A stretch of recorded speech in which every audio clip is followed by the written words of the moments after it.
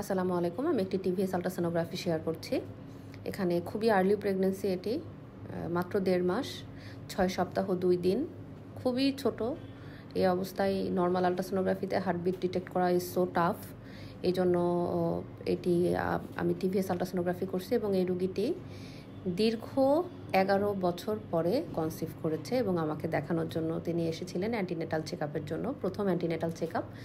যেহেতু তার polycystic ovary ছিল এবং তার মাসিকের ডেটের হিসাব তিনি ঠিকভাবে বলতে পারছিলেন না, সেজন্য আমার কাছে সবথেকে বেস্ট অপশন হচ্ছে টিভিএস। এখানে বাচ্চাটির heartbeat 119 beats per minute, that is quite normal. এবং তার যে ইয়ক স্যাক এবং যে অ্যামনিওটিক ক্যাভিটি, এটি যথেষ্ট হেলদি। আমি কালার ডপলার করেও তারপরেও আপনাদেরকে দেখাচ্ছি। দেখুন, বাচ্চাটির ভিতরে কিন্তু একটি হার্টের বিট দেখা যাচ্ছে।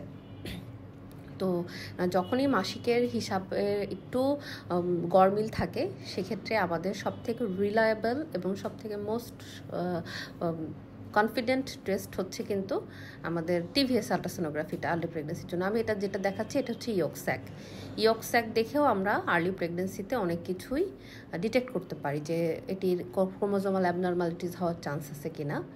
ধন্যবাদ সবাইকে।